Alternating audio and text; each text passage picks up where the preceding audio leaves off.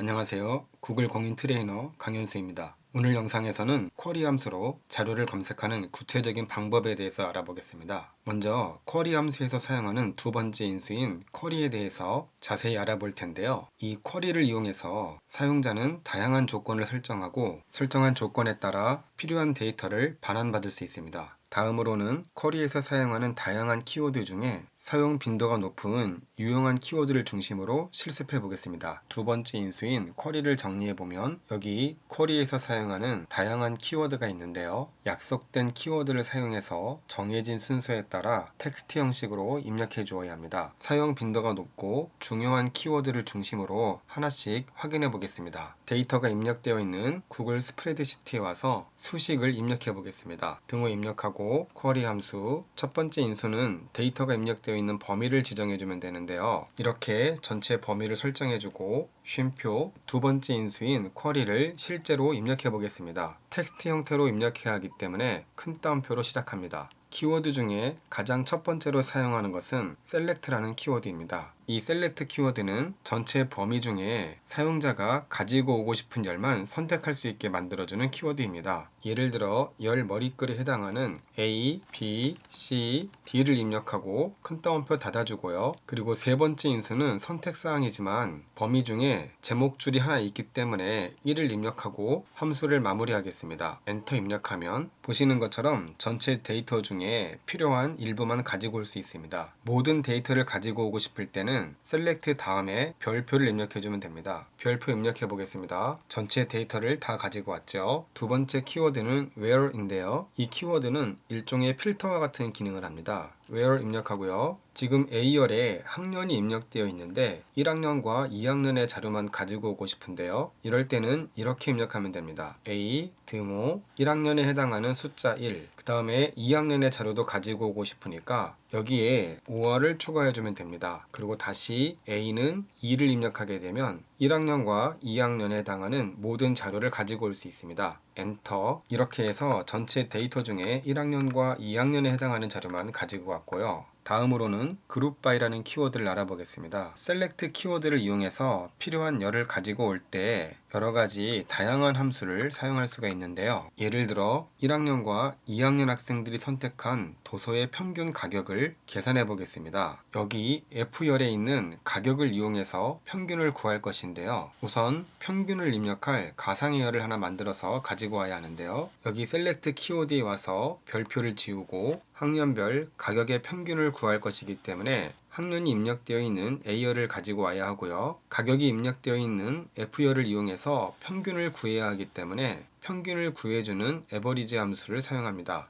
avg 괄호 열고 가격열에 해당하는 F를 입력하고 괄호 닫고 그리고 나서 where 키워드 다음에 group by 키워드를 사용해주면 됩니다. 그룹 바이 A열에 입력되어 있는 내용 중에 1학년과 2학년을 그룹 지어서 평균을 구할 것이기 때문에 열 머리글에 해당하는 A를 입력해주고 엔터. 이렇게 손쉽게 1학년과 2학년에서 구입한 도서 가격의 평균을 비교해 보았고요. 만약 반별로 평균을 알고 싶다면 여기 셀렉트에 와서 반이 입력되어 있는 B열을 선택해 주고요. 그리고 그룹 바이에서는 방금 추가로 입력한 B까지 입력하고 다시 한번 엔터. 그러면 반별 평균 금액을 구할 수 있습니다. 다음으로 알아볼 키워드는 정렬 기준을 정하는 order by라고 하는 키워드인데요. order by 입력해 주고요. 평균 금액을 기준으로 정렬해 볼까요? 평균 금액은 average 함수를 이용해서 구한 avgf에 해당하기 때문에 avgf를 입력하고 엔터. 확인해 보면 평균 금액을 기준으로 오름차순 정렬되어 있다는 것을 알 수 있습니다. 그런데 여기